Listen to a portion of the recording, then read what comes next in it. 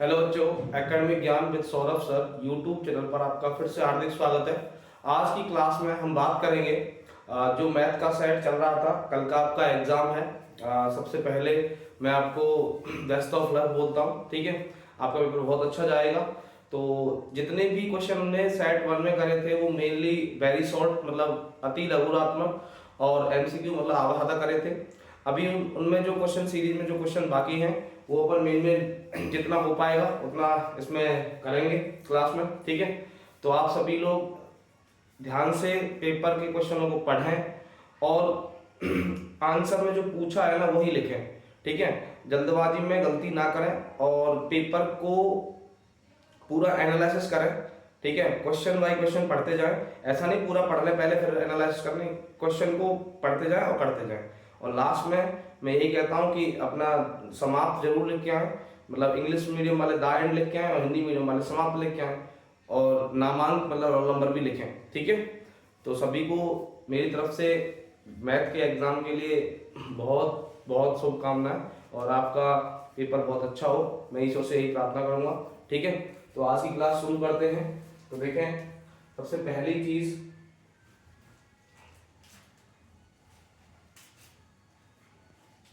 देखें,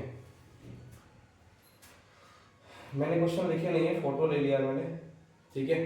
तो सबसे पहले अपन क्वेश्चन करेंगे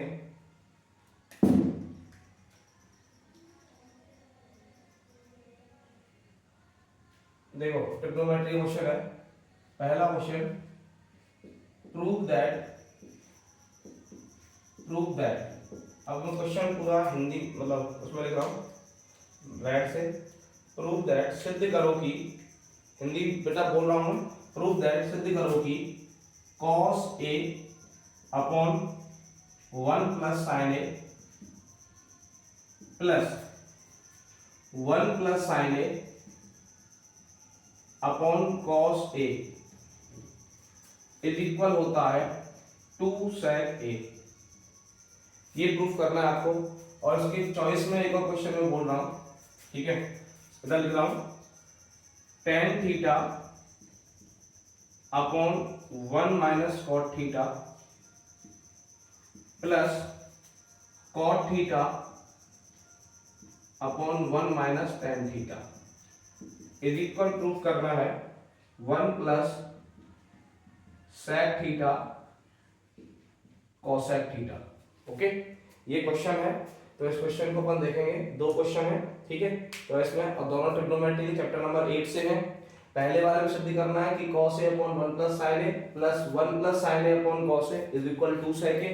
दूसरे वाले में है tan theta upon 1 minus cot theta plus cot theta upon 1 minus tan theta is equal proof करना है 1 plus sec theta cosec theta. अब देखिए बेटा, सबसे पहली चीज मैं हमेशा यही कहूंगा कि ट्रिग्नोमेट्री में आप एलएचएस लेफ्ट हैंड साइड लेकर चलें और उसी से राइट हैंड साइड प्रूव करके लाएं। और दूसरी चीज, ट्रिग्नोमेट्री का कोई भी प्रूफ दैट वाला क्वेश्चन हो, सबसे पहले आपको बेटा उसमें क्या करना होता है, जितने भी आपको ट्रिग्नोमेट्रिक रेशियोज दिए होते हैं, त्रिकोणमितीय अनुपात दिए होते हैं, उनको साइन कॉस में बदलना होता है, ठीक है। तो पहला अपना काम रहेगा साइन कॉस में बदलना। तो सबसे पहली चीज, पहला प्रश्न अगर हम देखें तो इसमें पहले से साइन कॉस में है, तो जब पहले से साइन कॉस में हो तो कुछ नहीं करना, आपको नॉर्मल कैलकुलेशन करना है। तो देखें, सबसे पहले मैं लिखूंगा LHS is equal, LHS is equal, अब क्या गिवन है वो लिखा हुआ है मेरे पास, तो मैं दोबारा नहीं लिखना, लेकिन आपको दोबारा लिखना है। तो देखें, मैं नीचे एलसीएम लूंगा बेटा, तो 1 प्लस साइन ए और cos ए का एलसीएम क्या आएगा, 1 प्लस साइन ए इनटू cos ए, ठीक है। अब 1 प्लस साइन ए से 1 प्लस साइन ए कट जाएगा तो क्या बचेगा, cos ए। अब इस cos ए का ऊपर cos ए से मल्टीप्लाई होगा बेटा, तो आप सभी जानते हैं क्या बनेगा, cos स्क्वायर ए बनेगा प्लस, अब इस cos ए से cos ए कट गया तो क्या बचा, 1 प्लस साइन ए। अब 1 प्लस साइन ए का इनटू 1 प्लस साइन ए से होगा, तो बेटा आपको पता है क्या बनेगा, 1 प्लस साइन ए का होल स्क्वायर, हाँ कि ना, ठीक है। आई होप यहां तक समझ आया होगा। उसके बाद बेटा आपको करना क्या है, इसका होल स्क्वायर खोलना है। तो देखें आप क्या होगा कि cos square A plus a plus B की होल स्क्वायर खोलेगा, इसको आप क्या माने a और इसको क्या माने b, तो क्या बनेगा a प्लस b का होल स्क्वायर, क्या होता है a square plus b square plus 2ab, ठीक है। तो आप देखें यहाँ क्या करोगे, a का स्क्वायर मतलब 1 का स्क्वायर 1 होगा, प्लस b स्क्वायर मतलब sin का स्क्वायर sin स्क्वायर a होगा, प्लस 2ab मतलब 2 sin a होगा। Okay, next upon 1 plus sine A, ये नहीं करना है, इसको कुछ छेड़खानी नहीं करनी, 1 plus sine A into cos A. ठीक है, अब ध्यान से देखें बेटा, ये कॉस स्क्वायर ए और ये साइन स्क्वायर ए क्या बन जाएगा, 1 बन जाएगा, ये आइडेंटिटी होती है। तो अब लिखेंगे since sine square A plus cos square A is equal होता है 1, ये अपन जानते हैं। तो यहां से ये दोनों वैल्यू 1 में है, तो 1 ये और 1 ये कितना हो गया 2। तो नेक्स्ट स्टेप अपन लिखेंगे 2 प्लस और ये 2 साइन ए अपॉन 1 प्लस साइन ए और इनटू कॉस ए। ठीक है, तो अब देखें आप ऊपर से 2 कॉमन आएगा, तो नेक्स्ट स्टेप में इधर लिख रहा हूं, आपको एक स्टेप में 2 स्टेप नहीं लिखने। ठीक है, तो 2 कॉमन लिया, ऊपर से मैंने यहां से 2 जाएगा तो 1 बचेगा। कोई भी नंबर जब अपनी जगह पूरी जाती है तो 1 छोड़ती है, तो 1 प्लस यहां से 2 गया तो साइन ए बचा अपॉन नीचे क्या है जो सेम लिखता चला आ रहा है 1 plus sine A into cos A. ठीक है, अब आप बेटा देखें 1 प्लस साइन ए नीचे भी है, 1 प्लस साइन ए ऊपर भी है, तो 1 प्लस साइन ए से 1 प्लस साइन ए खत्म, ऊपर बचा 2 नीचे बचा कॉस। तो अब देखो इसमें अपनी तरफ से आप 1 इंटू कर सकते हो ना, तो 1 अपॉन कॉस क्या होता है, सभी सेक होता है। तो आप यहाँ लिखेंगे since 1 upon cos A is equal होता है सेक ए। ठीक है, ये फॉर्मूला होता है। तो अभी यहाँ 1 अपॉन कॉस से सेक बन जाएगा, इनटू में 2 है, तो you can say that sir ये बन गया 2 सेक ए। क्या बन गया 2 सेक ए। तो देखो अपन को प्रूफ क्या करना था, 2 सेक ए आ गया ना।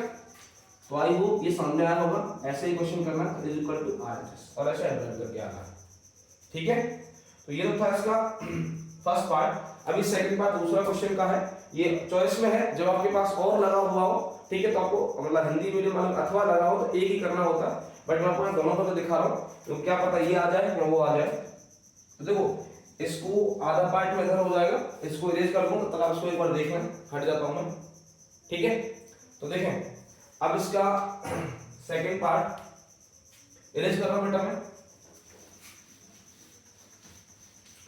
अब वो वाला क्वेश्चन देखो, ये थोड़ा क्वेश्चन क्या है लेंथी पड़ता है, बट आपको टेंशन नहीं लेनी है। सबसे पहली चीज मैंने बोली है कि आपको एलएचएस वाली साइड टेकअप करनी है, और एलएचएस साइड टेक करने के बाद आपको क्या देखना है कि सारे ट्रिग्नोमेट्रिक रेशियोज साइन कॉस में है या नहीं है। तो हमने क्वेश्चन को थोड़ा देखा तो साइन कॉस में नहीं है, तो चेंज करना है, और चेंज करने के बाद नॉर्मल कैलकुलेशन करना है। तो देखें आप, तो आप मैंने लिया ये वाला क्वेश्चन कर रहे हैं अपन। ठीक है, तो अभी मैंने लिखा LHS left hand side is equal, जो लिखा हुआ वो लिखना है, बट मैं आपको डायरेक्ट लिख रहा हूं। मेरे पास दिख रहा है tan थीटा का फॉर्मूला क्या होता है, sin theta upon cos theta. हां की ना, ठीक है। अब अपॉन लगा हुआ है, मैंने अपॉन लगाया, 1 माइनस cot थीटा लिखा हुआ है, तो 1 माइनस cot का फॉर्मूला होता है बेटा cos theta upon sin theta.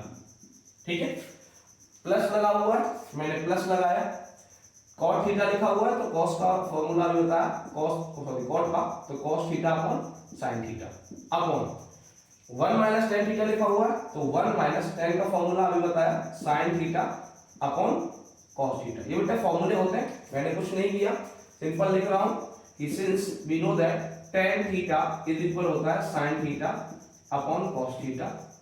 ठीक है, और cot थीटा इज इक्वल होता है cos theta upon sin theta. ठीक है, ये दोनों के दोनों बेटा फॉर्मूले हैं, याद रखना कि tan थीटा इज इक्वल होता है sin theta upon cos theta, और cot थीटा इज इक्वल होता है cos theta upon sin theta. ठीक है, अभी आप यहां से देखें बेटा, ऊपर वाला तो कुछ नहीं, लेकिन नीचे वाले फ्रैक्शन को सॉल्व करना पड़ेगा। तो मैं देखो सॉल्व कर रहा हूं आपके लिए, मैंने इसके नीचे अपॉन 1 लगाया, इसके नीचे भी अपॉन 1 लगाया, ये भी फ्रैक्शन भिन्न है, ये भी फ्रैक्शन भिन्न है, तो एलसीएम लेके सॉल्व होगा। तो मैंने देखा कि यहाँ एलसीएम sin थीटा आ रहा है, दोनों साथ साथ करके दिखा रहा हूं, यहाँ एलसीएम बेटा cos थीटा आ रहा है। ठीक है, आई होप यहां तक समझ आया होगा। अभी 1 का डिवाइड sin थीटा में देंगे sin थीटा टाइम, और sin थीटा का मल्टीप्लाई जब 1 से करेंगे बेटा तो क्या आएगा sin theta minus sin theta का sin theta 1 time 1 into cos से किया तो cos थीटा। ठीक है, अब यहां करो तो यहां भी cos theta minus sin theta. ठीक है, अब देखो इस फ्रैक्शन को सॉल्व करने के बाद ये आ गया और ऊपर यही है, तो count low, first second third fourth, तो फर्स्ट इंटू फोर्थ होगा और सेकंड इंटू थर्ड होगा। ऐसे यहां भी फर्स्ट इंटू फोर्थ होगा और सेकंड इंटू थर्ड होगा। ठीक है, तो नया फॉर्म क्या बनेगा, आप एक बार देखें, नया फॉर्म बनेगा बेटा आपका sine theta into sine theta करोगे तो नेक्स्ट स्टेप में आपका आएगा साइन स्क्वायर थीटा अपॉन, और ये कॉस का इससे इंटू होगा तो ये बन जाएगा कॉस थीटा ब्रैकेट में बेटा sign theta minus cos theta. ठीक है, प्लस लगा हुआ है तो प्लस लगा दिए। अब कॉस इंटू कॉस करेंगे बेटा, ऊपर बन जाएगा कॉस स्क्वायर थीटा अपॉन, नीचे जो चल रहा था वही चलेगा, साइन इंटू इससे होगा तो sine into cos theta minus sine theta, ये आ गया नेक्स्ट है। ठीक है, फर्स्ट इंटू फोर्थ होता है, सेकंड इंटू थर्ड होता है, याद रखना फ्रैक्शंस में। भिन्नों में पहली का गुणा चौथी से, दूसरी का गुणा तीसरी से।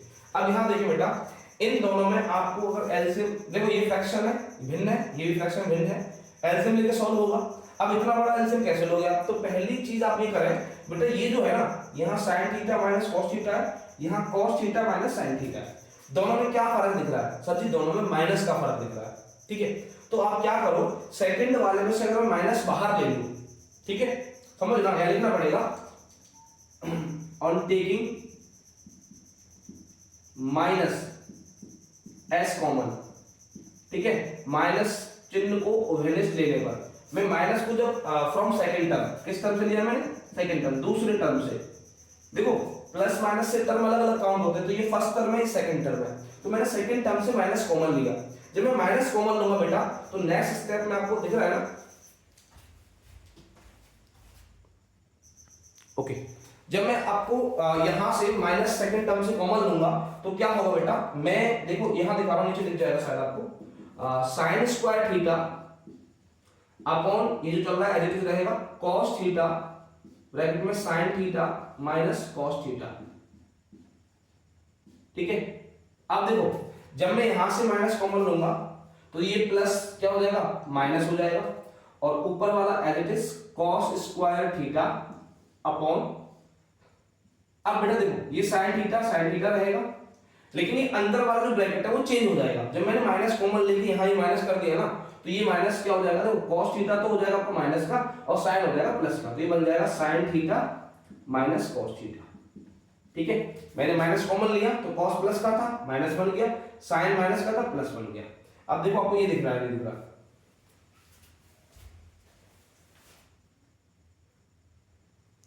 ठीक है, तो ये बन गया। अब इसको मैं आगे देखो, अब दोनों ब्रैकेट सेम होगा, ये sin theta minus cos theta, ये sin theta minus cos theta. अब हमको एलसीएम लेने में दिक्कत नहीं आएगी। अब इसका आगे स्टेप यहां सॉल्व कर रहा हूं, देखो इधर, तो बेटा दोनों में एलसीएम क्या आएगा, sin theta minus cos theta, ये तो कॉमन है, और क्या बचा sin थीटा cos थीटा, दोनों का इंटू कर दिया, ये एलसीएम आएगा।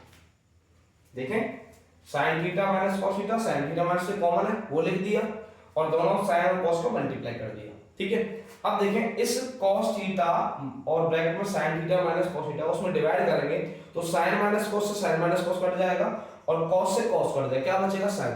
अब उस sin का इस sin स्क्वायर से मल्टीप्लाई होगा तो बेटा यहां बनेगा sin क्यू थीटा, क्या बनेगा sin क्यू थीटा, माइनस ऐसे ही बेटा cos से cos कट जाएगा, ये वाला सॉरी हाँ नहीं, sin से ये sin कट जाएगा, और इस sin माइनस cos से sin माइनस cos कट जाएगा, क्या बचेगा उधर cos बचेगा, और यहाँ cos स्क्वायर है, तो मल्टीप्लाई करने पर क्या बन जाएगा cos Q theta, cos Q theta.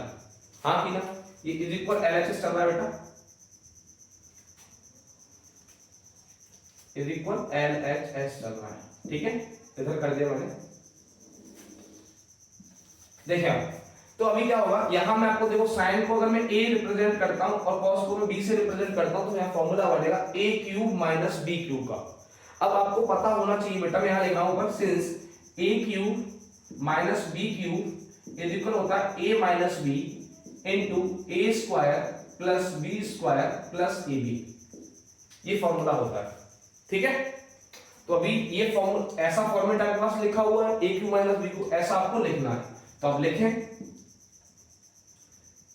क्या लिखेंगे, देखो a cube a minus b मतलब sin theta minus cos theta ठीक है, ब्रैकेट में ए स्क्वायर मतलब sine square theta plus B square मतलब cos square theta plus A B मतलब साइन थीटा कॉस थीटा।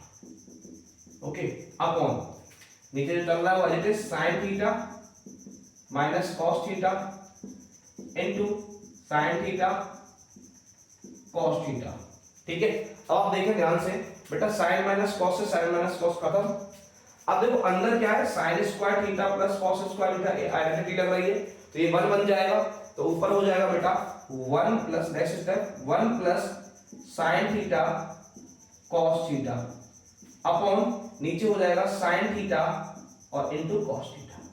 आप ध्यान से देखें तो साइन माइनस सॉरी ये जो है ना आपका वैसे आरएचएस आ गया मेरे हिसाब से, पर मैं आपको दिखा दूं, जब भी बेटा आप यहाँ फाइनल पे आ गए, अब फाइनल पे आने के बाद आपने आरएचएस देखा नहीं आ रहा, तो करना क्या है, जब ऊपर एक से ज्यादा स्टेप हो मतलब टर्म हो और नीचे सिंगल टर्म हो, ऊपर एक से ज्यादा टर्म हो नीचे जब सिंगल टर्म हो, तो नीचे वाले को बेटा ऊपर वाले को तोड़ के हर एक के नीचे लगा दो। तो देखो क्या होगा, ये नेक्स्ट स्टेप होगा 1 upon sine theta cos theta plus sign theta cos theta upon sine theta cos theta. ठीक है, अब आप ध्यान से देखें तो देखो 1 अपॉन साइन कोसेक होता है और 1 अपॉन कॉस सेक होता है, तो यहां बन जाएगा बेटा cosec theta plus sorry into sec theta plus, अब ऊपर नीचे सेम है वैल्यू 1 देगा तो 1 इज इक्वल क्या आ गया आरएचएस। हेंस प्रूफ कि cosec theta sec theta plus 1। देखो यही तो लाना था, आ गया, एक बार देखें आप स्क्रीनशॉट में। ये ट्रिग्नोमेट्री के बेटा वो क्वेश्चन है जो मोस्ट इंपॉर्टेंट है अकॉर्डिंग टू मी। ठीक है, अब मैं भी भगवान नहीं हूं, लेकिन कुछ लोग बच्चे कमेंट करते हैं कि जैसे मैंने साइंस का गैस पेपर दिया था, कुछ लोग कह रहे थे सर कुछ भी नहीं आया, थोड़ा एब्यूजिंग वर्ड यूज किया था उन्होंने। तो देखो मैं हमेशा जब भी मोस्ट प्रोबेबल क्वेश्चन कराता हूं, चाहे मैं क्लास में कराऊं ऑफलाइन, चाहे मैं ऑनलाइन जब से यूट्यूब बनाने लगा हूं क्लास तब से, तो मैं यही चीज कहता हूं कि मैं भगवान नहीं हूं कि मतलब जो मैंने छाप दिया वही आएगा, बट हम एक जितना मुझे इस फील्ड में एक्सपीरियंस है अपने सब्जेक्ट का, तो मैं उतना आपको देने की कोशिश करता हूं। ठीक है, तो मैंने अपने अनुमान से जो क्वेश्चन बनाए थे उनमें से मोस्ट क्वेश्चन आए। अब कुछ को लगता है कि नहीं आए तो उसकी भाई मैं गारंटी नहीं ले रहा। ठीक है, आपका सोचने का और समझने का नजरिया तरीका अलग हो सकता है। ठीक है, आप जहाँ पढ़ रहे हो वहाँ अच्छा पढ़ा रहे हो, मैं ये नहीं कह रहा कि मैं ये अच्छा पढ़ाता हूँ। ठीक है, तो उस चीज को थोड़ा सा ये गलत लगता है जब हम इतनी मेहनत करें। ठीक है, और मेहनत के बाद थोड़े से अब्यूजिंग वर्ड जब मिलते हैं ना कमेंट में, थोड़ा दुख होता है। तो ऐसा ना करें, जब आपको नहीं पसंद आता तो बिल्कुल मत देखो। मैं आपको फोर्स नहीं कर रहा कि हाय मेरी वीडियो देखो, मेरी क्लास देखो। अगर आपको लगता है कि हाँ कुछ है क्लास में कंटेंट समझने लायक या दम वाला जो हमारे काम आएगा तो देखें, अदरवाइज कोई प्रेशर नहीं है। ठीक है, चलो कोई ना, देखो ये लिख लिया। अभी नेक्स्ट क्वेश्चन अपन करते हैं।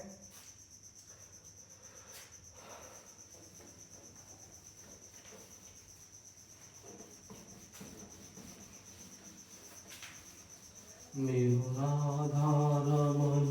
Girdhari Girdhari Shyam Banwari,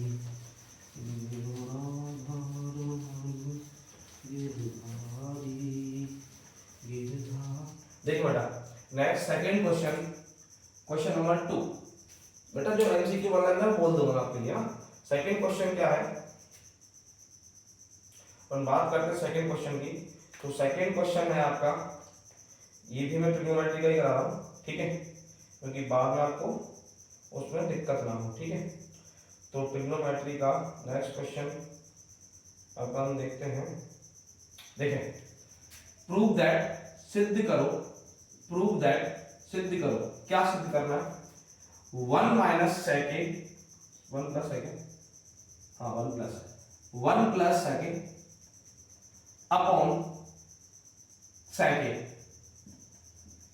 plus sorry minus,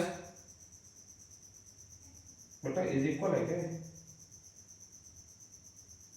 is equal sorry is equal है साइन स्क्वायर ए अपॉन 1 माइनस कॉस ए। ठीक है, ये प्रूफ करना है और इसकी चॉइस में है, और इसकी चॉइस में है under root 1 plus cos A upon 1 minus cos A is equal proof करना है, cosec A plus cot A. ठीक है, ये दो क्वेश्चन है ट्रिग्नोमेट्री के। ठीक है, अब आप थोड़ा सा इसको गौर से देखें। जैसे पहले पार्ट को अपन देखें तो फर्स्ट पार्ट में बेटा दिख रहा है कि आपको एलएचएस साइड टेक अप करनी है और उसके बाद ये प्रूफ करना है। तो देखो इसमें दोनों में यहाँ देखा एलएचएस में कि यहाँ भी सेक है, यहाँ भी सेक है, साइन कॉस में बदलना पड़ेगा। तो देखो आपको क्या करना है, वही first you take LHS is equal, अब जो लिखा हुआ वो आपको लिखना है दोबारा से। मुझे लिख रहा है, मैं नहीं लिख रहा, ठीक, आपको भी लिखना है। मैं जो भी लिख रहा है मेरे पास दिखा है तो स्पेस की वजह से ऐसा कर रहा हूँ। तो आप डायरेक्ट लिखें 1 प्लस सेक का फॉर्मूला होता है, अभी बताया थोड़ी देर पहले, 1 अपॉन कॉस ए। ठीक है, अपॉन नीचे सेक का चल रहा है तो 1 अपॉन कॉस ए। अभी नीचे तो कुछ नहीं होगा बट ऊपर फ्रैक्शन है, सॉल्व करना पड़ेगा। तो अपॉन बन रहा है, सॉल्व कर लो आप। तो नेक्स्ट स्टेप में क्या करोगे आप, एलसीएम आएगा cos a, तो 1 का डिवाइड cos में cos टाइम, तो cos इनटू 1 क्या होगा cos a प्लस cos का डिवाइड cos में 1 टाइम, 1 इनटू 1 कर लो तो 1 आएगा, अपॉन नीचे जो चल रहा था वो as it is 1 upon cos a। Yes और नो, यहां तक समझ में आ गया। नेक्स्ट अपन देखो जो भी मैंने बताया लास्ट क्वेश्चन में कि जब भी फ्रैक्शन डिवाइड फ्रैक्शन होता है तो फर्स्ट इनटू फोर्थ, पहली गुना चौथी, दूसरी गुना तीसरी। ठीक है, सेकंड इनटू थर्ड होता है। आप देखें नेक्स्ट स्टेप में क्या होगा, cos इनटू cos प्लस 1 करोगे, cos a into cos a plus 1 होगा, अपॉन और 1 इनटू cos a हो जाएगा। जैसे हम लोग तो cos a से cos a खत्म, तो ये आ गया cos a plus 1। Equation number first हमने देखा cos a प्लस 1 नहीं आया ना, तो आपको आरएचएस भी सॉल्व करनी है। ठीक है, आप इसी से भी ला सकते हो बट आपको इतना दिमाग नहीं लगाना, यहाँ छोड़ दो। जब आरएचएस आपका नहीं है तो आरएचएस को सॉल्व करने लग जाओ, कोई दिक्कत नहीं है। तो अपन आरएचएस को सॉल्व करेंगे। आरएचएस इज इक्वल क्या लिखा हुआ वो आपको लिखना है, sin square upon 1 minus cos a लिखा हुआ बट मैं नहीं लिख रहा। तो देखो ये sin cos में पहले से है तो अब लिख रहे हैं sin square a upon 1 minus cos a। अब बेटा इसमें कर क्या सकते हैं, जब भी नीचे डिनोमिनेटर में बेटा a माइनस बी या a प्लस बी का फॉर्म हो तो आपको उसके अपोजिट साइन वाले नंबर का मल्टीप्लाई करना है। मतलब इसका साइन अपोजिट करके आपको मल्टीप्लाई करना है। इसको कहते हैं बेटा कॉन्जुगेट का मल्टीप्लिकेशन। क्या कहते हैं, कॉन्जुगेट मल्टीप्लिकेशन, मतलब संयुग्मी संख्या का गुणा। और संयुग्मी का मतलब होता है साइन बदल के मल्टीप्लाई करना। तो ये 1 माइनस cos a लिखा हुआ है ना, तो यहाँ इनटू हो जाएगा 1 plus cos a upon 1 plus cos a। बात तो वही रही ना सर जी, कैसे बात वही रही भैया, ऊपर नीचे जब सेम होता है वैल्यू 1 आती है, आती नहीं आती है, तो 1 का किसी नंबर से मल्टीप्लाई करते हैं सेम नंबर आता है, तो इस बात का कोई मतलब नहीं हुआ, मतलब वैल्यू चेंज नहीं हुई, पर हमारा आंसर आ जाएगा। सुविधा हमें ये है, तो ये कॉन्जुगेट इसको कहते हैं। जैसे यहाँ 1 माइनस cos था ना, तो इसका साइन अपोजिट किया, प्लस कर दिया, तो ये हो गया conjugate.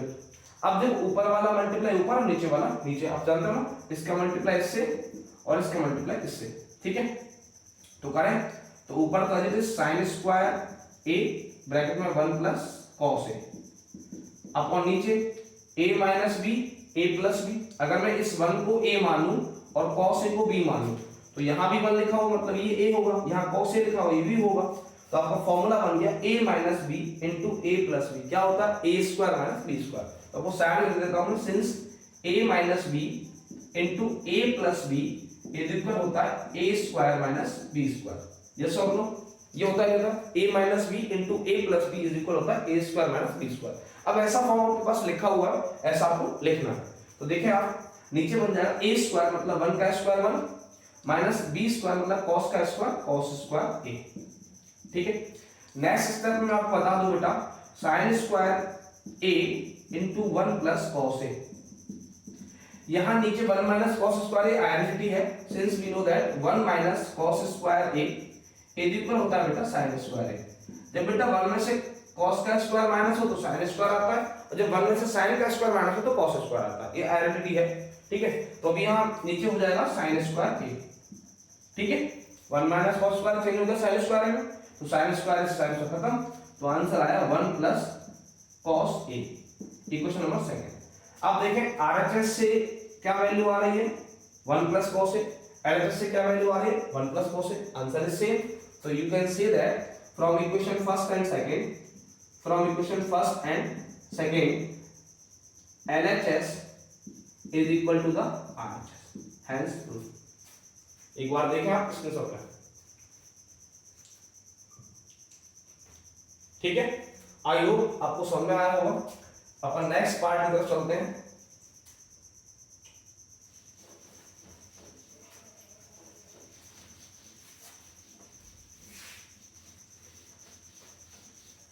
Trigonometry basically easy subject है, बट थोड़ा सा उसमें कॉन्सेप्ट को क्लियर करना पड़ता है, ठीक है।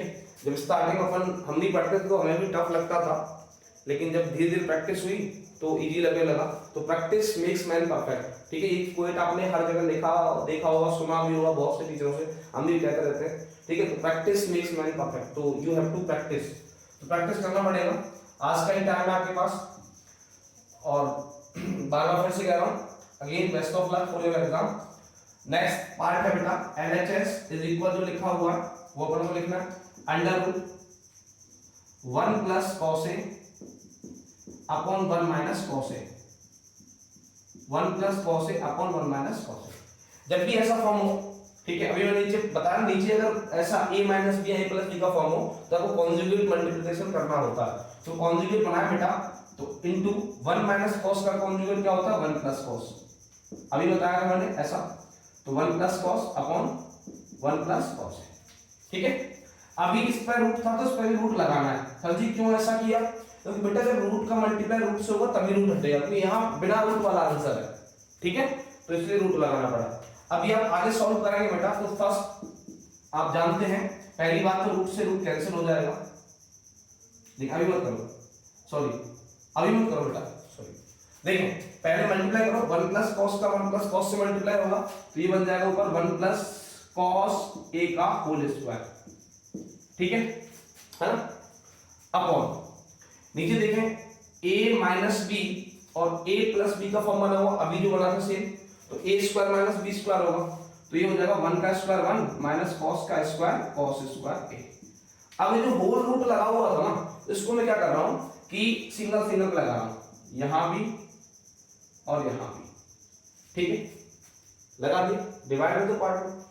अब आप देखें नेक्स्ट स्टेप में क्या होगा, ये 1 प्लस cos A का whole square 1 plus cos A का होल स्क्वायर, तो उससे तो कट जाएगा इस स्क्वायर से, ये रूट मैंने खत्म कर दिया, ठीक है। तो 1 प्लस cos A बचा अपॉन, नीचे में क्या करूंगा रूट को हटाने के लिए 1 माइनस cos स्क्वायर को चेंज कर दूंगा sin स्क्वायर में, किसमें sin स्क्वायर में, और लिखेंगे since 1 minus cos square A is equal होता है sin स्क्वायर में, अभी बताया था, ठीक है। तो ये होगा sin स्क्वायर, अब इस स्क्वायर से रूट कट जाएगा, तो नेक्स्ट स्टेप में क्या आएगा आपका 1 प्लस cos A,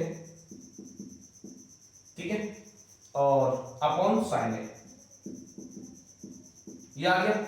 अभी आप देखें एक बार, इसको देखें और अपना RHS देखें, आया नहीं आया?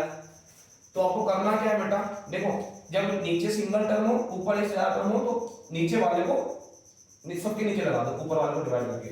तो अब नेक्स्ट स्टेप में लिखोगे 1 अपॉन sin A, ये प्लस से मैंने अलग कर दिया, तो 1 upon sin A plus cos A upon sin A, ठीक है। अब आप देखें बेटा, आपको पता है कि 1 LHS is equal 1 upon sin A क्या होता है सर जी cos A होता है, plus cos upon sin A क्या होता है आप कहो सर जी cot A होता है। तो देखें आप LHS cos A plus cot A आ गया, यही तो प्रूफ करना था अपन को, हो गया इज इक्वल टू RHS। अब देखें स्क्रीनशॉट लें,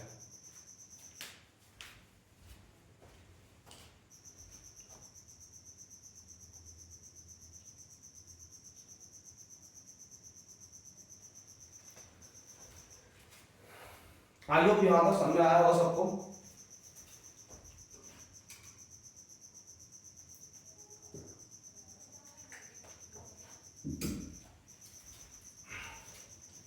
अब चलते हैं नेक्स्ट क्वेश्चन की तरफ।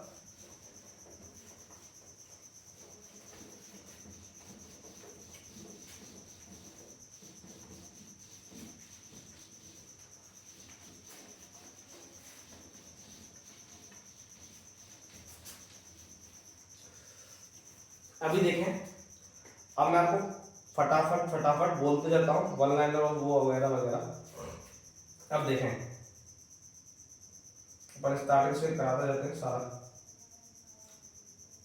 देखिए बेटा,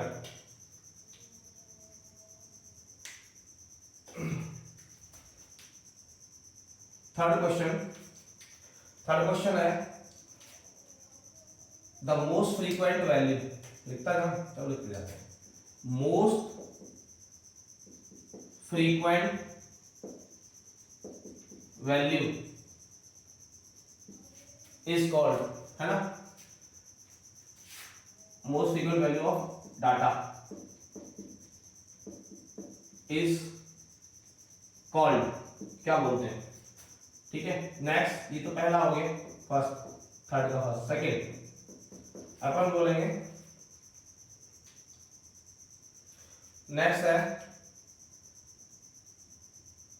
सरकमफेरेंस मतलब परिधि, सरकमफेरेंस मतलब परिधि ऑफ सर्कल, वृत्त की, इज 176 सेंटीमीटर, देन तो रेडियस त्रिज्या क्या होगी?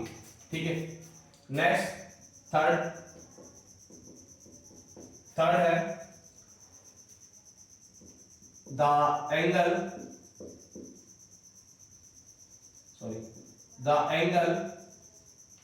formed by minute hand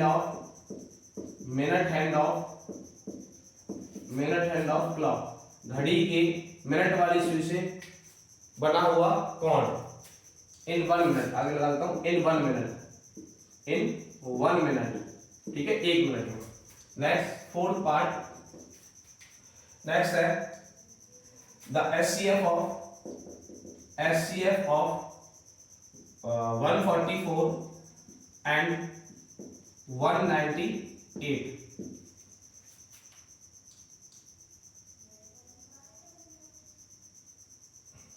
next है fifth question, the point -3,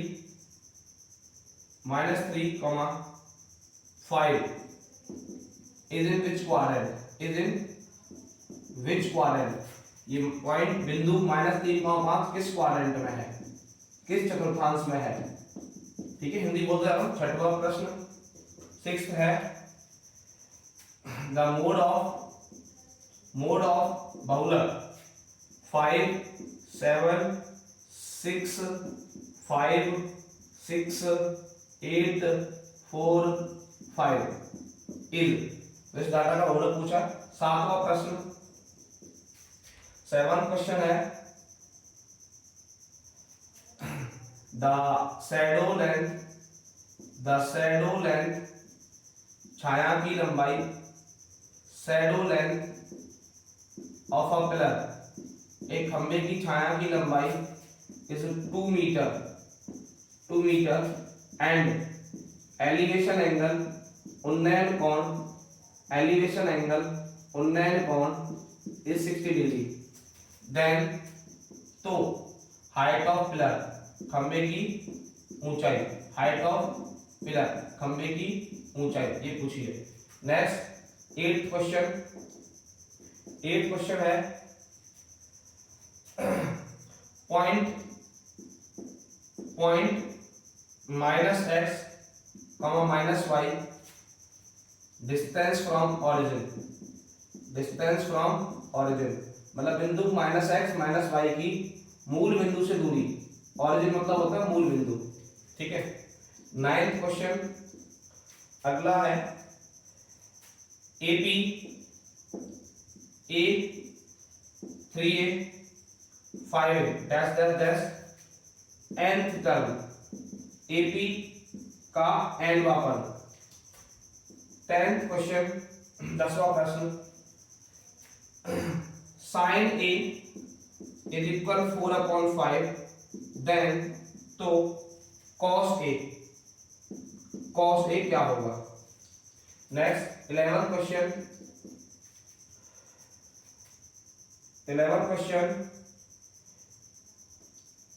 the sum of first 5 multiples of 3, 3 के प्रथम 5 गुणनों का योग। ठीक है, नेक्स्ट 12, 12वां प्रश्न। 12 क्या है? 12 है the line that intersect circle eight 2 points, 2 distinct point हो सकता है, 2 पॉइंट इज कॉल्ड, वह रेखा जो वृत्त को 2 अलग अलग बिंदुओं पर काटती है क्या कहलाती है? नेक्स्ट 13 क्वेश्चन, 13वां प्रश्न। 13वां है range of the data, range of data, range of data. Data क्या है? डाटा है 15, 12, 10, 8 और 13, 4, 9। ठीक है, इस डाटा का परिसर पूछा, range. 14 question, 14 question, sorry 14th question, 14 question है द क्या? पेरीमीटर, परिमाप, द पेरीमीटर, परिमाप of a face of Q, घन के एक फलक का परिमाप इज है 28 सेंटीमीटर, देन साइड, तो भुजा क्या होगी? घन के एक फलक का परिमाप 28 सेंटीमीटर है, तो भुजा क्या होगी? ठीक है। 15 क्वेश्चन, 15वां प्रश्न। 15वां है एक पासे को फेंकने पर 3 का गुणा जाने की प्रायिकता। On throwing a dice, on throwing a dice, एक पासे को छानने पर, ऑन थ्रोइंग अ डाइस, एक पासे को छानने पर व्हाट इज प्रोबेबिलिटी, क्या प्रायिकता होगी? व्हाट इज प्रोबेबिलिटी, क्या प्रायिकता होगी? ठीक है, of multiple of 3, multiple of 3, 3 का गुणा जाने की, मल्टीपल ऑफ 3, 3 का गुणा जाने की क्या प्रायिकता होगी? तो पहले इन सारे क्वेश्चंस के आंसर अपन एक बार देखते हैं।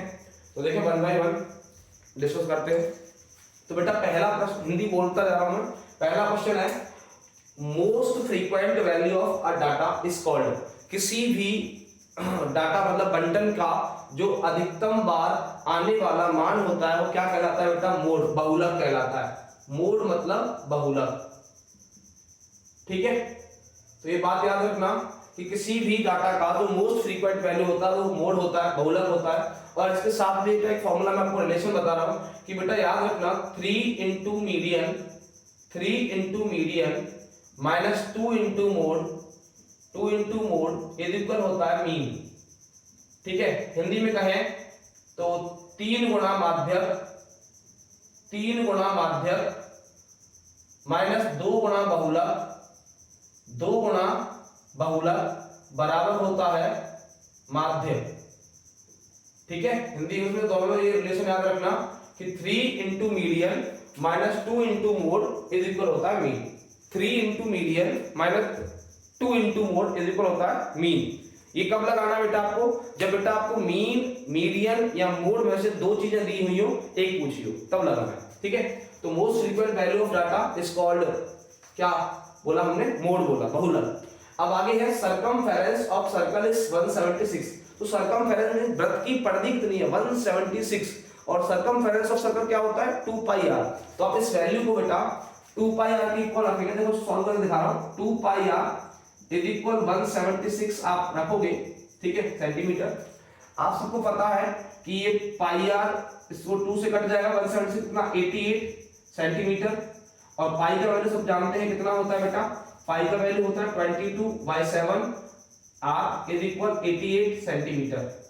तो आप जानते हैं कि बेटा 7 से सॉरी 22 से ये 88 जो है 4 टाइम कैंसिल होगा, 22 4 द 88। तो यहां से आप देखें तो r का वैल्यू आएगा बेटा 7 डिवाइड से मल्टीप्लाई जाएगा तो 28 सेंटीमीटर। कितना आ जाएगा? 28 सेंटीमीटर। तो आपसे पूछा यही था कि the circumference of circle is 176 centimetre. यदि वृत्त की परिधि 176 सेंटीमीटर है तो त्रिज्या रेडियस क्या होगी? तो 28 सेंटीमीटर होगी। ठीक है, नेक्स्ट क्वेश्चन है the angle of formed by, angle formed by minute hand of clock in 1 minute. तो घड़ी की सुई 1 मिनट में कितना डिग्री का कोण बनाती है? तो बेटा याद रखना 6 डिग्री का कोण बनाती है। कितना डिग्री का? 6 डिग्री का। तो ये तो बात हुई मिनट हैंड की। घड़ी के मिनट हैंड वाली सुई जो होती है वो कितने डिग्री का कोण बनाती है बेटा? 6 डिग्री का। और बेटा बात करेगा आवर हैंड की, है ना, घंटे वाली सुई होती है वो आधे डिग्री का कोण बनाती है। कितने डिग्री का? आधे डिग्री का। ये आवर हैंड की बात कर रहे हैं। घंटे वाली जो सुई है वो 1 मिनट में आधे डिग्री का कोण बनाती है। दोनों चीजें याद रखना, ठीक है। अब जैसे मैंने बोला कि मिनट हैंड 1 मिनट में 6 डिग्री का एंगल फॉर्म करता है, तो मैं कहूंगी 5 मिनट में कितना होगा? तो you can say that 5 × 6 = 30 degree. तो जब 1 मिनट में मिनट वाली सुई 6 डिग्री का कोण बना रही है तो 5 मिनट में कितने का बनाएगी? 30 डिग्री का। जानते हैं ना, कम का वैल्यू दिया और ज्यादा पूछा तो मल्टीप्लाई करते हैं। मैंने कहा कि 1 पेन 2 रुपए का है, 10 पेन कितने होंगे? आप कहोगे 20 रुपए के, है कि नहीं? तो ये लॉजिक लगाना है ना। आगे HCF ऑफ 144 एंड 198, तो 144 और 198 का मासापा मतलब HCF निकालना है। तो वो चीज आप जानते हो, फिर भी मैं सॉल्व करके दिखा रहा हूं। इसका आंसर से 18 आएगा।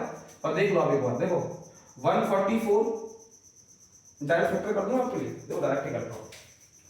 चलो ऐसे सिखा देता हूं, फिर वो बोलोगे सर सिखाएंगे। 144 बेटा 2 से डिवाइड जा रहा है क्योंकि जो यूनिट डिजिट है वो यूनिट क्या है? इवन है, सम है। तो 2 का दोगे तो आएगा 2 7 14, 2 दूनी 4। फिर 2 का दोगे 2 3 6, 2 6 12। फिर 2 का दोगे तो 18। फिर 2 का दोगे तो 9। फिर 3 का देना पड़ेगा तो 3 आएगा। फिर 3 का डिवाइड करोगे तो 1 आएगा, ठीक है। ये हो गए प्राइम फैक्टर्स ऑफ 144। नेक्स्ट बात करते हैं 198, 198। अब इसमें डिवाइड करोगे तो 2 का डिवाइड किया 14 क्या आएगा? 94 आएगा। 2 9 18 और 2 9 18, हाँ 99 आएगा। फिर 3 का डिवाइड करोगे बेटा तो यहाँ आएगा 33। फिर 3 का डिवाइड करोगे बेटा तो यहाँ आएगा 11। फिर 11 का करोगे तो 1। ये प्राइम फैक्टर होगा 198 के। अब बेटा HCF निकालने का तरीका आपको बताया हुआ है कि जब भी HCF निकालना हो तो दोनों में आपको देखना क्या है बेटा कि जो कॉमन फैक्टर है, क्या है? कॉमन फैक्टर, उसकी लोएस्ट पावर है। देखो यहाँ में इनको थोड़ा पावर की फॉर्म में लिखूं तो पावर की फॉर्म में लिख सकते हो 2 की पावर 4 into 3 की पावर 2। इसका मतलब होता है 144। 2 की पावर मतलब 2 कितने टाइम है? 1 2 3 4, तो 2 की पावर 4। और 3 कितनी बार? 2 बार, तो 3 की पावर 2। तो 2 की पावर 4 into 3 की पावर 2 का वैल्यू कितना होता है? 144। ऐसे इसको पावर की फॉर्म में लिखोगे तो आप लिख सकते हो 2 into 3 की पावर 2 into 11। इसका वैल्यू होता है 198। अब दोनों को आप देखें, इसको देखें और इसको देखें, दोनों में कॉमन फैक्टर का लोएस्ट पावर क्या है? देखो जो HCF होता है उसका फुल फॉर्म होता है हाईएस्ट कॉमन फैक्टर। तो नाम में हाईएस्ट आ रहा है, आपको पावर लोएस्ट वाला लेना है। तो अब यहाँ देखा दोनों में 2 यहाँ भी है 2 यहाँ भी है, पर लोएस्ट पावर कितना है? तो आप कहो सर जी 2 है, ठीक। अब मतलब सॉरी 1 है, 2 का यहाँ पावर 4 है, 2 का यहाँ पावर 1 है, तो ये 1 वाला लेना है। अभी अगला कॉमन क्या है? 3। तो 3 की पावर यहाँ भी 2 है, 3 की पावर यहाँ भी 2 है, तो दोनों कम ही है, तो एक ले लेना 3 की पावर 2, ठीक है। अब कुछ कॉमन है? सर जी नहीं है। तो ये बेटा हो जाएगा HCF ऑफ 144 एंड 198। तो 198 और 144 का HCF कितना होगा? 2 into 3 की पावर 2। तो 2 into 3 की पावर 2 का मतलब आप जानते हो तो कितना हो गया? 18 आंसर हो गया। कितना हो गया? 18। तो मैंने यही स्टार्टिंग में बोला था कि HCF ऑफ 144 और 198 कितना होगा? 18, जो ऐसे सॉल्व होगा, ठीक है।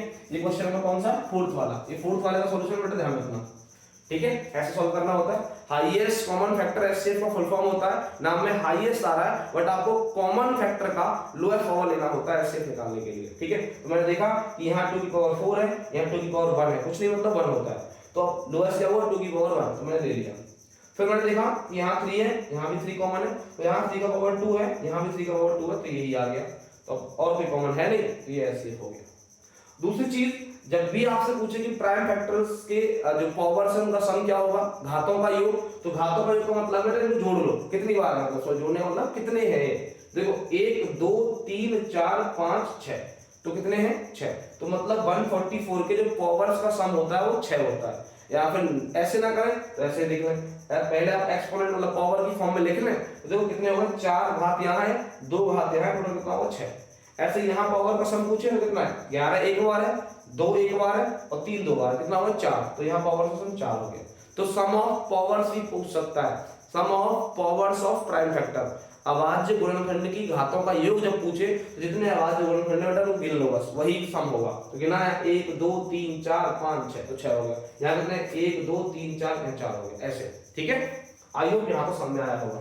नेक्स्ट ये पॉइंट है -3,5 इज इन विच क्वाड्रेंट, ये बिंदु -3,5 किस चतुर्थांश में होगा। तो बेटा आपको पता है 4 क्वाड्रेंट होते हैं, कितने क्वाड्रेंट होते हैं 4। तो यहाँ पर देखो पॉइंट जब भी बात चले ना तो पॉइंट में आपको क्या देखना है कि पहला वैल्यू किसका होता है। तो आपको पता है पहला वैल्यू x का होता है, किसका होता है x का, और दूसरा वैल्यू किसका होता है y का। तो बेटा यहाँ x क्या है माइनस का और y क्या है प्लस का।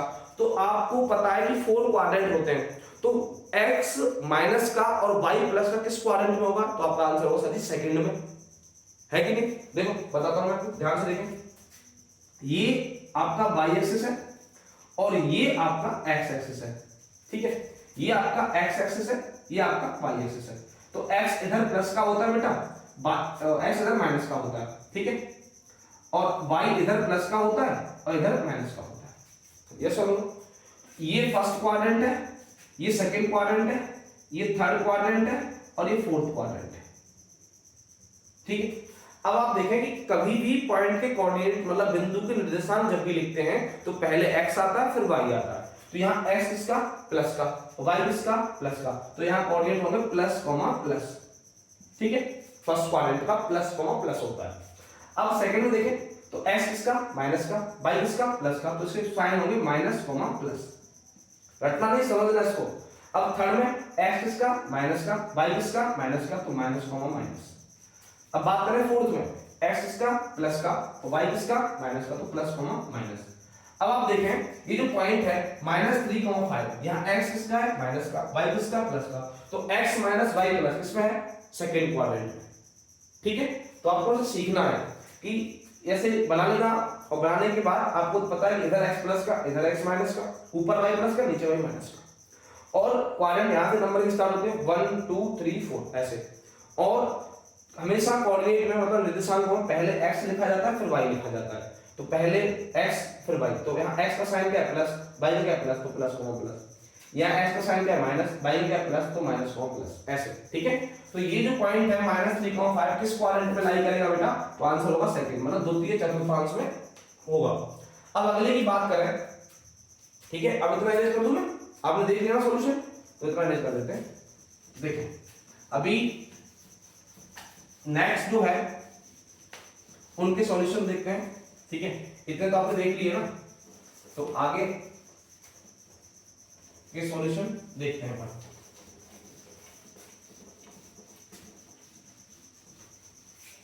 तो याद रखना फर्स्ट फोर क्वाड्रेंट होते हैं, उनके साइन याद रखना, और जो ऑरिजिन होता है मूल बिंदु जिसको कहते हैं उसके कोऑर्डिनेट 0,0 होते हैं। कितने होते हैं 0,0। अब देखें बाकी के सॉल्यूशन। अब बेटा देखो सबसे पहले यहां दिया हुआ है मोड ऑफ 5, 7, 6, 5, 6, 8, 4, 4, ठीक है। अब इसमें बेटा मोस्ट फ्रीक्वेंट नंबर ही मोड होता है। अब मोस्ट फ्रीक्वेंट सबसे ज्यादा बार क्या आ रहा है, देखो 5 एक बार ये रहा, एक बार ये रहा, एक बार ये रहा, 3 बार 5 आ रहा है, तो मोड क्या होगा 5, क्योंकि आप जानते हैं कि most frequent value is called mode. Most frequent value सबसे अधिक बार आने वाली मान जो होती है वो बहुलक होती है। Most frequent value is mode, जानते नहीं जानते, तो इसमें से आंसर क्या होगा 5। अगला बात करें, यहां बोला है shadow length of a pillar, एक खंबे की परछाई की लंबाई is 2 metre and elevation angle 19.60 degree है, तो उस खंबे की ऊंचाई ज्ञात करो। तो सबसे पहले आपको ट्रायंगल बनाना होगा, तो मैंने एक ट्रायंगल बनाया जस्ट लाइक दैट, इस तरह, ठीक है। अब ट्रिग्नोमेट्री ऑलवेज अप्लाई होती है 90 डिग्री एंगल ट्रायंगल पर, तो यहां मैंने 90 डिग्री बना दिया। अब ये राइट एंगल ट्रायंगल हो गया। अब उसने बोला कभी भी देखो पिलर कहे, ट्री कहे, बिल्डिंग कहे, ठीक है, और भी बहुत सारी चीजें होती है, वो हमेशा परपेंडिकुलरली खड़ी होती हैं। तो ये जो है ना, ये जो है ये पिलर है, क्या है पिलर, और इसकी जो शैडो है वो कहां बनेगी, नीचे बनेगी, बेस पे ही बनेगी। तो ये बेटा पिलर हो गया, ठीक है, ये पिलर है, ये इसकी शैडो होगी। तो इसकी वैल्यू कितनी दी है उसने, 2 मीटर दी है। कितनी दी है 2 मीटर, क्योंकि ये क्या है शैडो, छाया, तो छाया की लंबाई 2 मीटर है। और उसने कहा एलिवेशन एंगल मतलब नीचे से ऊपर देखने पर, तो ये वाला जो एंगल है वो 60 डिग्री है। कितना है 60, ठीक है। अब मैंने लेबलिंग करी, तो ये P ये Q कुछ भी कर सकते हो आप, जरूरी नहीं यही करो, P Q R कुछ भी कर सकते हैं। तो मैंने ये लेवलिंग कर दी। तो यहाँ मुझे P2 का वैल्यू पूछा है, तो आप देखें थीटा जो होता है उसके सामने वाली साइड परपेंडिकुलर P होती है, मतलब हिंदी वाले लंब बोलते हैं, और जो मतलब 90 के सामने होती है वो हाइपोटेनस, बचा बचा बेस। तो ये वाला जो है वो बेस आधार है, ए भी बोलते हैं हिंदी मीडियम वाले ए। अब आपको पता है कि भैया शैडो दिया है, परपेंडिकुलर पूछा है, मतलब बेस दिया है, परपेंडिकुलर पूछा है, तो बेस और परपेंडिकुलर में एक ही थीटा लगता है, वो है tan। तो अब यहाँ tan थीटा लगाओगे तो tan थीटा मतलब tan 60 is equal perpendicular upon base, Hindi medium वाले बोलेंगे लंब बटा आधार, ठीक है। अब यहाँ देखो tan 60 का वैल्यू √3 होता है, परपेंडिकुलर का मतलब क्या है PQ, ठीक है, तो PQ लिखा मैंने, और बेस का मतलब जानते हो 2 है, शैडो मतलब QR है, मतलब ऐसे तो पर 2 दे रखा है। अब आप क्रॉस मल्टीप्लाई कर लो बेटा 1 लगा के, तो आंसर आएगा 2√3 मीटर। कितना आएगा 2√3 मीटर। तो PQ का वैल्यू कितना होगा 2√3 मीटर। तो मतलब पिलर कितना लंबा है 2√3 मीटर लंबा पिलर है, तो उसकी शैडो की लंबाई कितनी आएगी 2 मीटर आएगी। तो आंसर क्या है 2√3 मीटर, ठीक है, ऐसे करना होता है। अभी नेक्स्ट की बात करें, point -x, -y distance from origin. अब बेटा कभी भी आपको ये कोऑर्डिनेट ज्योमेट्री चीज बताई नहीं गई है, आपको इतना बताया गया है कि अगर पॉइंट के कोऑर्डिनेट्स दिए हों तो बेटा अगर x एक्सिस से डिस्टेंस पूछता है तो y का वैल्यू लिख देते हैं, और y से पूछता है तो x का वैल्यू लिख देते हैं, यही बताया गया है। बट कभी आपको ये नहीं बताया गया कि ऑरिजिन मतलब से, जब ऑरिजिन पॉइंट से अगर डिस्टेंस पूछता है किसी पॉइंट की तो वो कैसे निकालते हैं। तो देखो बताता हूँ कैसे निकालते हैं, थोड़ा सीखना, बहुत अच्छा कॉन्सेप्ट है, तो ये बहुत काम आता है, क्वेश्चन बन सकता है। तो देखो सबसे पहली चीज आप ऐसे एक्सिस बनाए, तो देखो ये x एक्सिस हुआ बेटा, ये y एक्सिस हुआ, समझना। क्वेश्चन नंबर कौन सा नंबर 8, ये क्वेश्चन नंबर 8 कर रहा हूं मैं, ठीक है।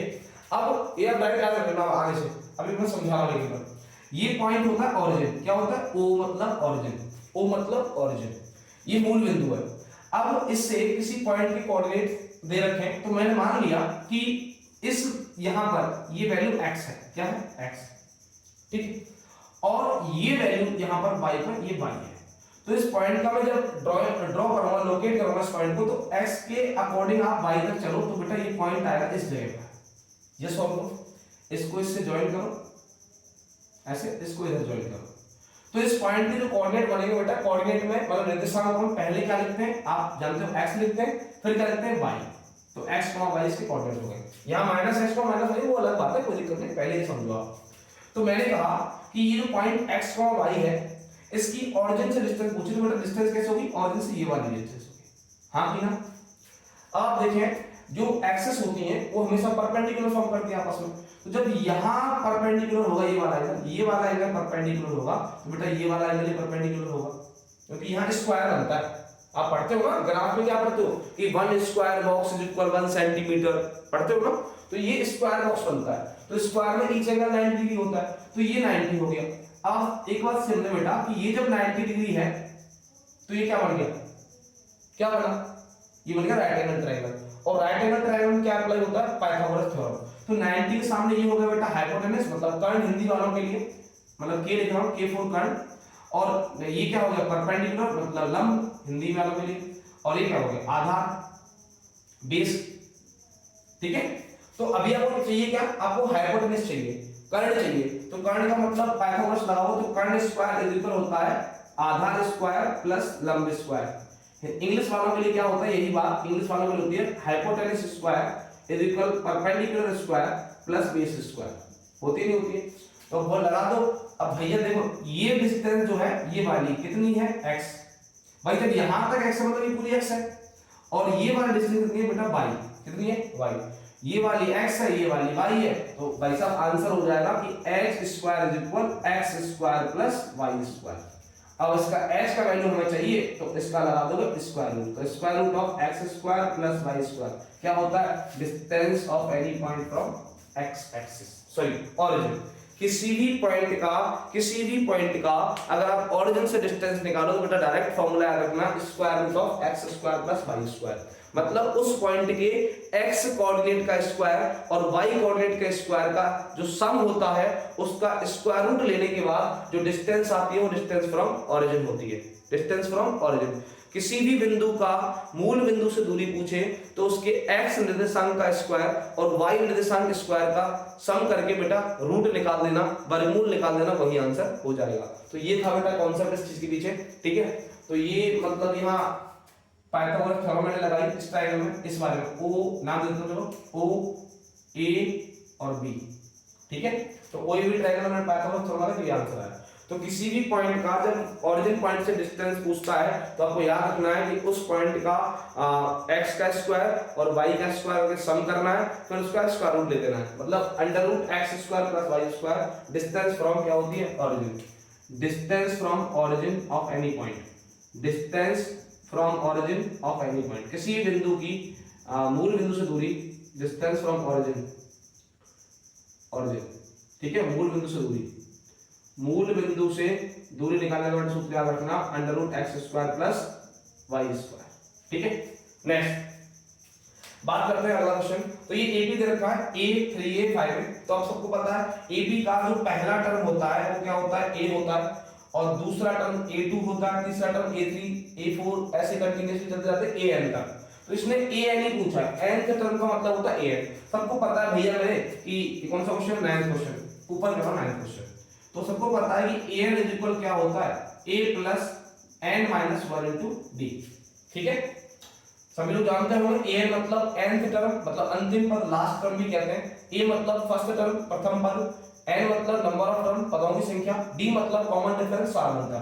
अब ये सारी वैल्यू यहां से देख के हम लिखोगे a से, तो a का वैल्यू तो a ही मिलेगा सबसे पहली चीज, प्लस n का वैल्यू जो है दिया नहीं तो n ही होगा -1, d का वैल्यू कितना बेटा 3a में से a माइनस करोगे तो 2a आएगा, कितना आएगा 2a, या सॉल्व करो आप होगा सर जी, हां आप सॉल्व करें a प्लस 2a का मल्टीप्लाई n से किया तो 2an और माइनस 2a का मल्टीप्लाई आपका किससे किया 1 से किया तो 2a, ठीक है।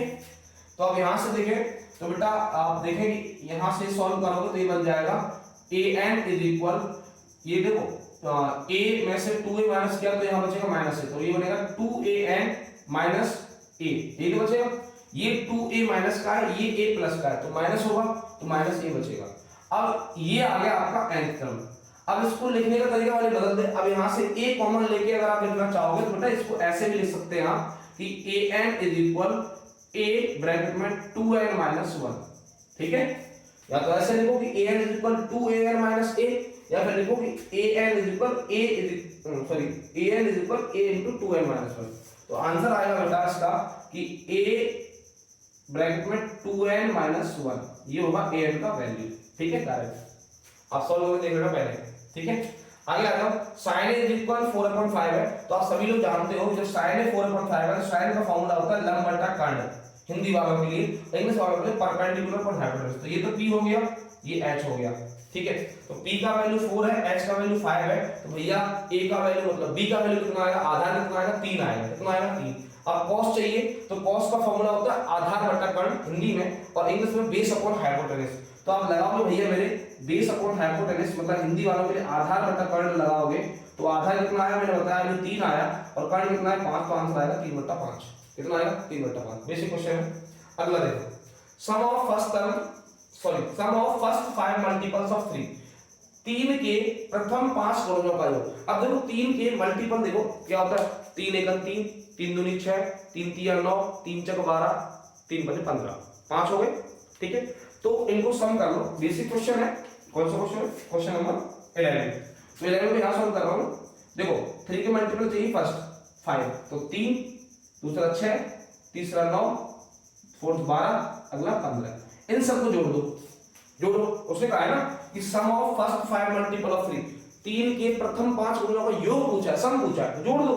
तो 3 + 6 9, 9 9 18, 18 12 30, 30 और 45, तो आंसर कितना आएगा 45, ठीक है।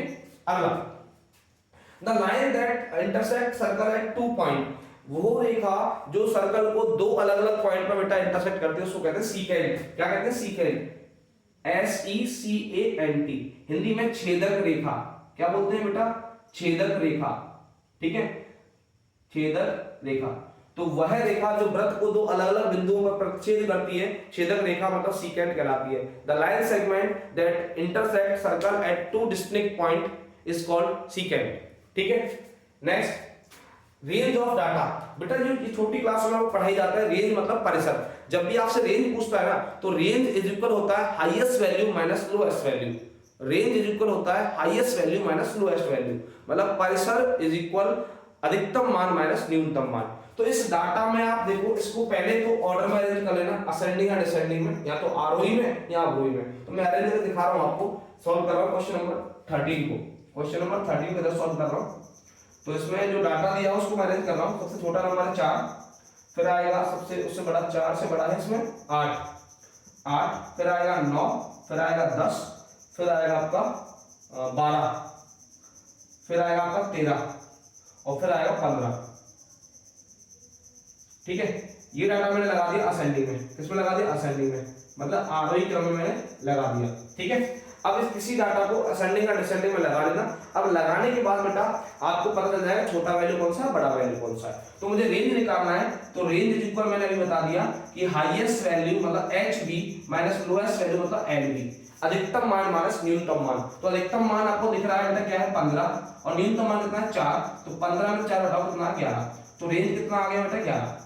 तो ऐसे किसी भी डाटा का पूछ सकता है आपसे, तो याद रखना range is equal highest value minus lowest value, अधिकतम मान माइनस न्यूनतम मान। आई होप यहां समझ में आया होगा।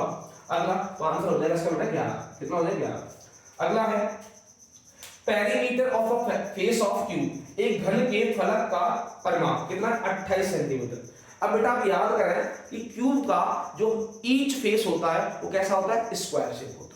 और अगर क्यूबॉइड की बात करें तो क्यूबॉइड का जो हर फेस होता है, हर एक जो फेस है वो कैसा होता है? रेक्टेंगुलर शेप में होता है। तो घनाभ का हर फलक आयताकार होता है और घन का हर फलक वर्गाकार होता है। अब पता है कि वर्ग का जो परिमाप है क्या होता है? 4 गुना भुजा होता है, मतलब 4 इंटू साइड होता है। और रेक्टेंगल का जो परिमाप है मतलब पेरीमीटर है वो 2 इंटू L प्लस B होता है। याद रखना बेटा, है ना। तो अभी आपको पता है कि perimeter of face of cube दे रखा है कितना 28। इट मींस ये जो वैल्यू है बेटा क्वेश्चन नंबर 14, ये जो वैल्यू है बेटा क्वेश्चन नंबर 14 यहां सॉल्व कर रहा हूं। ये वैल्यू है बेटा 4 इंटू साइड की वैल्यू है। तो 4 इंटू साइड की वैल्यू बेटा 28 सेंटीमीटर है। तो इसका मतलब क्या हुआ? मैं 4 में किस नंबर का मल्टीप्लाई करूं 28 आ जाए, तो आंसर होगा 7। तो मतलब इस जो फेस ऑफ क्यूब है उसका जिसका पेरीमीटर 28 है उसकी साइड कितनी होगी बेटा? 7 सेंटीमीटर। क्या होगी? 7 सेंटीमीटर। ठीक है। अगला, ऑन थ्रोइंग अ डाइस, एक पासे को उछालने पर व्हाट इज द प्रोबेबिलिटी, क्या प्रायिकता है कि मल्टीपल ऑफ 3 आए, 3 का मल्टीपल। अब देखो किसी भी डाइस को, किसी भी पासे को अगर एक बार उछालते हैं तो सबको पता है 6 आउटकम बनते हैं, 6 परिणाम आते हैं। 1 से 6 तक गिनती, 1 2 3 4 5 6। अब इसमें देखो 3 के मल्टीपल क्या क्या है। 3 के मल्टीपल का मींस है कि 3 की टेबल में क्या आता है? 3 आता है और 6 आता है। तो कितने मल्टीपल हो गए? 2। तो रिलेटेड आउटकम कितने हो गए? 2 और टोटल आउटकम कितने? 6। तो 2/6 आंसर इज 1/3। तो यहां आंसर आ जाएगा बेटा 1/3। ठीक है। आइए ये सारे क्वेश्चन समझ आए होंगे, आप एक बार स्क्रीनशॉट लें, आगे करते हैं फिर अभी।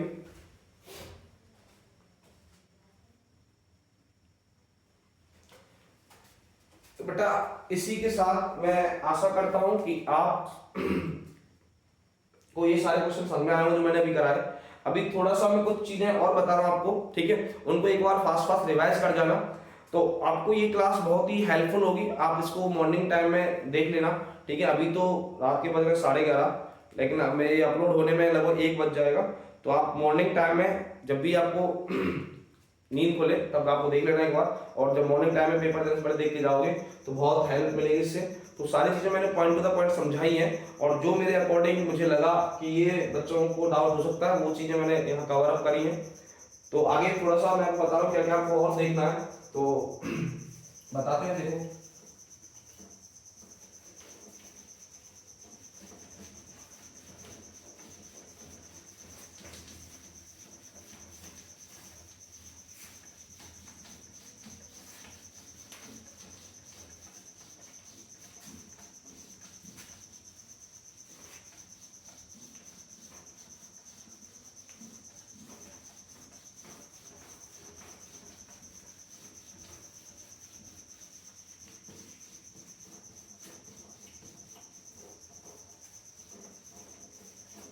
देखिए बेटा, एक क्वेश्चन है जो अभी मैं कराने वाला हूं आपको। देखो क्वेश्चन क्या है। क्वेश्चन है, मैं क्वेश्चन डायरेक्ट से लिख देता हूं। चलो क्वेश्चन क्या है, नंबर जो भी हो, जैसे मैं 4 बार डाल रहा हूं यहाँ पर। जो 4th नंबर क्वेश्चन है वो क्या है कि प्रूव दैट सिद्ध करो कि angle P T Q is equal है double of angle O P Q. ठीक है, अब फिगर में इसको दे रहा हूं, फिगर क्या है, ये सर्कल है, ठीक है, इस सर्कल पर ऐसे दो टेंजेंट हैं, ये दो टेंजेंट है, इसका नेम है टी, इसका नेम है पी, इसका नेम है क्यू, और यहां ये पी क्यू मैंने ज्वाइन कर दिया ऐसे, और ये भाई साहब यहां से मैंने ऐसे डाल दिया, ये सेंटर है। ठीक है, तो ये फिगर है, इसमें एंगल पी टी क्यू आपको प्रूफ करना है double of angle O P Q. ठीक है, ये फिगर दिया हुआ है इस क्वेश्चन का, ये क्वेश्चन नंबर 4 का फिगर है, क्वेश्चन नंबर 4 ऐसे डाल रहा हूं, क्वेश्चन नंबर 4। ठीक है, जो मैंने भी यहाँ लिखा हुआ, तो मुझे ये प्रूफ करना है। तो इस क्वेश्चन में आपको क्या देखना है, सबसे पहली चीज बेटा, ये जो है चैप्टर नंबर 10 का क्वेश्चन है, एग्जांपल नंबर 2 है, इतना ही बता दूं। अब इसमें आपको देखना है कि देखो ये टीपी एक टेंजेंट है और ये टीक्यू एक टेंजेंट है, और टी क्या है, एक्सटर्नल पॉइंट है। तो आपको एक बात पता होगी कि ये थ्योरम आपने पढ़ा हुआ है कि tangent from external point have equal length. जो बाहरी बिंदु से वृत्त पर खींची गई स्पर्श रेखाएं होती हैं, उनकी लंबाई बराबर होती है। तो ये जो टीपी है वो इक्वल होगी बेटा टी क्यू के, पहली बात। ठीक है, इस तरह बता रहा हूं क्वेश्चन कैसे सॉल्व करना है। नेक्स्ट आप देख पा रहे हैं कि जो टी पी क्यू है वो क्या है, ट्राइंगल है। ये टी पी क्यू क्या है, एक ट्राइंगल है, त्रिभुज है, और इस त्रिभुज में दो साइड इक्वल है। तो a triangle in which two sides are equal is called isosceles triangle, समद्विबाहु त्रिभुज। एक ऐसा त्रिभुज जिसकी दो भुजाएं बराबर होती हैं वो समद्विबाहु त्रिभुज कहलाता है, समद्विबाहु। ठीक है, जिसकी समान दो भुजाएं हो। तो ये टीपी जब टी क्यू के बराबर हुआ तो ये आइसोस्केलेस ट्राइंगल हो गया, समद्विबाहु त्रिभुज हो गया। और आइसोस्केलेस ट्राइंगल में बेटा अपोजिट एंगल इक्वल होते हैं, मतलब ये साइड जो आपस में इक्वल है ना, तो अपोजिट इक्वल साइड है इक्वल एंगल। तो इस टीपी के अपोजिट ये एंगल क्यू वाला, और इस टी क्यू के अपोजिट ये एंगल पी वाला, ये दोनों आपस में इक्वल हो जाएंगे। ठीक है, तो ये दो स्टेप आपको यहाँ काम आएंगे। और दूसरी बात एक और आपको पता है, tangent is perpendicular on the radius, या कह लो radius is perpendicular to the tangent. त्रिज्या स्पर्श रेखा पे लंब होती है या स्पर्श रेखा त्रिज्या पे लंब होती है, दोनों बातें एक ही, ये बात आपको याद रखनी है। तो यहाँ वो भी बात काम आएगी। तो ये जो ओपी है वो रेडियस है, तो बेटा ये इस पे लंब बनाएगी, 90 डिग्री बनाएगी ये वाली। ठीक है, ये तीनों बात आपको याद रखनी है। पहली बात, tangent from external point are equal, बाहरी बिंदु से खींची गई स्पर्श रेखा बराबर होती है, तो टीपी और टीक्यू बराबर होगा। पहला पॉइंट ये बोला मैंने। दूसरा मैंने बोला tangent is perpendicular to the radius, जो स्पर्श रेखा होती है वो त्रिज्या पे लंब होती है, तो इसलिए जो ओपी है वो परपेंडिकुलर है पीटी पर, मतलब ये ओपीटी एंगल 90 डिग्री बनेगा। ठीक है, ये दो पॉइंट बताया। तीसरा पॉइंट मैंने बताया कि टीपीक्यू इज आइसोस्केलेस ट्रायंगल, टीपीक्यू एक समद्विबाहु त्रिभुज है, तो जिस वजह से एंगल पी इज इक्वल हो गया एंगल क्यू। ठीक है, अब पी में भी कौन सा, क्यूपीटी एंड टीक्यूपी, ये वाले। ठीक है, अब यहां देखें करना कैसे है, स्टेप तीनों मैंने बता दिए। तो फर्स्ट स्टेप आप लिखोगे, सबसे पहली चीज, since we know that OP is perpendicular to the TP, ठीक है। therefore इसीलिए therefore क्या होगा, angle OPT is equal 90 degree. ठीक है, ये हो गया। अब आप देख सकते हैं कि बेटा एंगल OPT इज इक्वल, ये जो एंगल OPT है वो दो पार्ट में डिवाइड है। कौन कौन सा सर जी, एक तो है OPQ और दूसरा है QPT। ठीक है, एक तो है एंगल OPQ प्लस दूसरा एंगल QPT, ये समझ लो। ठीक है, तो आप कह सकते हैं कि OPT एंगल OPQ और प्लस एंगल QPT के सम के इक्वल है, तो ये हो गया equal 90 degree. Equation number first, यहां तो कोई दिक्कत, ओके। नेक्स्ट आगे आप देखें,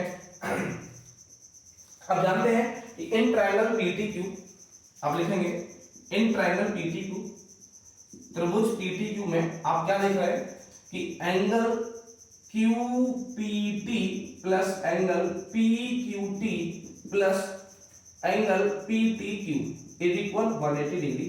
वाई एंगल सम प्रॉपर्टी, सभी सॉरी त्रिभुज के सभी अंतःकोणों का योग 180 डिग्री होता है। All interior angle sum of triangle is 180 degree. उस चीज मैंने लिख दिया, ठीक है। तो आप यहाँ की बात देखें बेटा, ये जो QPT है और ये जो PQT है, ये दोनों एंगल इक्वल है। यस और नो? बिकॉज ऑफ आइसोस्केल ट्रायंगल। यार फाइनल देता हूं, ट्रायंगल PTQ इज आइसोस्केल ट्रायंगल, आइसोस्केल ट्रायंगल, ठीक है। एक समद्विबाहु त्रिभुज है, समद्विबाहु, समद्विबाहु, ठीक है, जिसकी दो भुजा समान है, ठीक है। इस वजह से ये दोनों बराबर है। तो यहां मैं QPT को डबल बार लिख रहा हूं, ठीक है।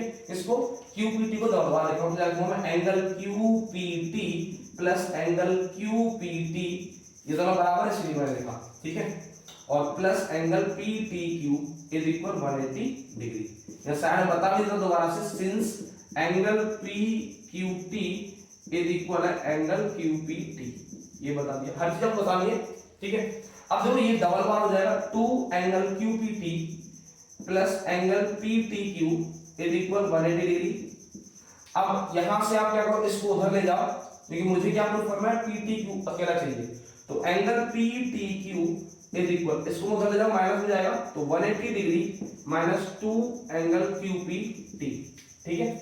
अब आप देखें, अगर मैं 2 से डिवाइड करूं तो ये होगा मैं लिखता चलो, बस लिखना नहीं आपको, मैं लिखना डिवाइडिंग बाई 2, डिवाइडिंग बाई 2, 2 से भाग देने पर, डिवाइडिंग बाई 2, तो 2 के बेटा क्या बनेगा, angle PTQ divide by 2 is equal 90 degree, 180 divide कर 90 आएगा, माइनस एंगल QPT, ठीक है।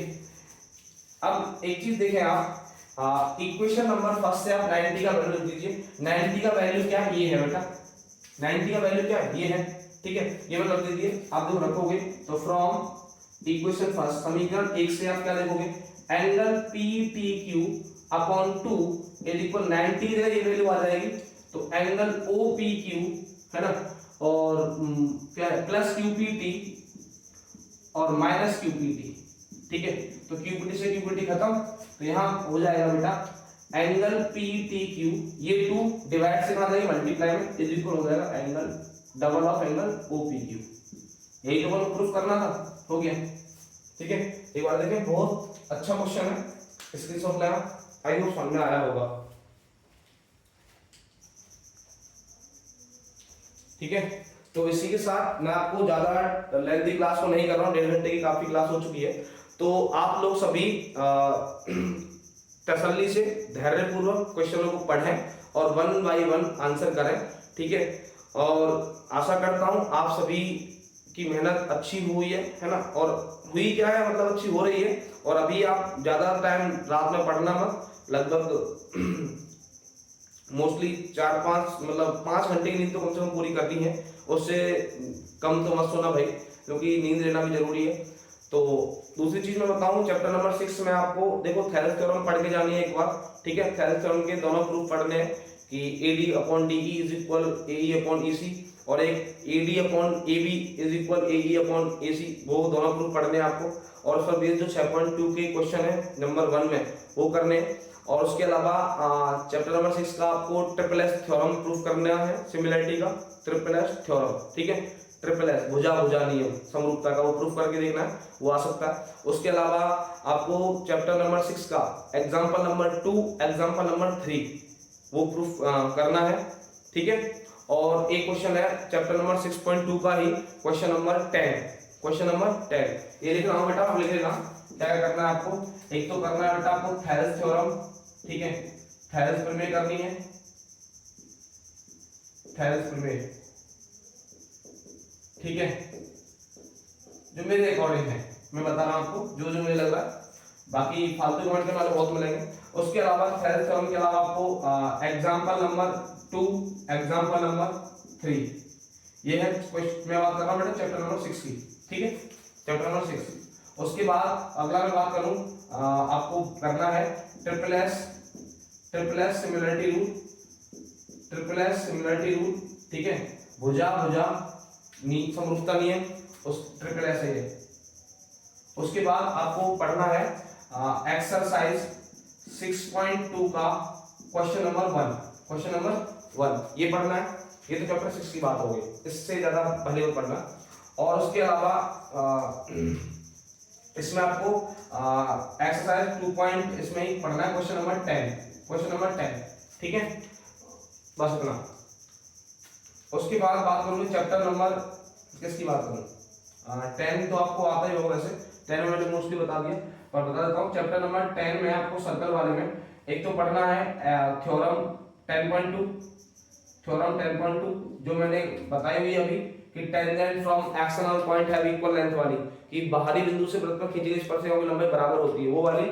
और उसके अलावा आपको इसमें क्वेश्चन जो है इसमें एक तो क्वेश्चन नंबर 10.2 है ना, चैप्टर नंबर 10.2 का एक्सरसाइज 10.2 का आपको क्वेश्चन नंबर 12 देखना है। क्वेश्चन नंबर 12 के अलावा आपको क्वेश्चन नंबर 10 देखना है। क्वेश्चन नंबर 10 के अलावा और बता दूं, देखो एक बार मेरे पास सेट है नहीं, चलो क्वेश्चन नंबर 12, क्वेश्चन नंबर 10, उसके अलावा और जितने क्वेश्चन है, देखो मैं बोल रहा हूँ और मुझे याद है क्वेश्चन। एक तो वो करना है कि किसी भी सर्कल पर जब अपन टेंजेंट ड्रॉ करते हैं तो उन टेंजेंट के मिड वाला जो एंगल है और सेंटर वाला एंगल, मतलब ये जो फिगर है ना ऐसा ही, मतलब ये वाला एंगल और यहाँ सेंटर, इसको थोड़ा मैं बता देता हूँ, अभी इसमें नहीं फिगर बनाना, लेकिन आपको ऐसे फिगर दिया होगा तो उसमें मतलब ये वाला सेंटर वाला एंगल और ये टेंजेंट के बीच वाला एंगल, ये संपूरक मतलब सप्लीमेंट्री प्रूफ करने को आ सकता है, तो वो कर लेना आप एक बार कि angle subtended by the tangent on the centre is the supplementary of the angle between the tangent, मतलब टेंजेंट के बीच वाला एंगल और सेंटर वाला एंगल सप्लीमेंट्री होते हैं, ये प्रूफ करने को आ सकता है। दूसरी चीज, सर्कल को अगर कोई क्वाड्रिलेटरल सबस्क्राइबिंग करता है, मतलब उसको घेरता है, मतलब वृत्त के चारों तरफ बना हुआ जो क्वाड्रिलेटरल है, चतुर्भुज है, वो एक समचतुर्भुज होता है, मतलब यम्बस होता है, तो वो प्रूफ करने को आ सकता है। ये क्वेश्चन नंबर 12 है। ये सारी चीजें आप देख लेना एक बार, और बाकी आप सबने अच्छी पढ़ाई करी है पूरी साल भर, वो आपकी मेहनत रंग लाएगी। और दूसरी बात बेटा, जिसने अंधेरों से लड़ने का संकल्प कर लिया है, तो बेटा कहते हैं ना एक छोटा सा जुगनू भी उजाला कर देता है, तो वो बात याद रखना। और अपना रास्ता थोड़ा सा मुश्किल लग रहा होगा पढ़ने में कि मेरे क्या होगा, टेंशन लेनी नहीं है, बिल्कुल फ्रैंक होके पेपर देना, आपका पेपर मस्त होगा। इसी के साथ शुभ रात्रि, जय हिंद, जय भारत, मिलते हैं अगली क्लास में।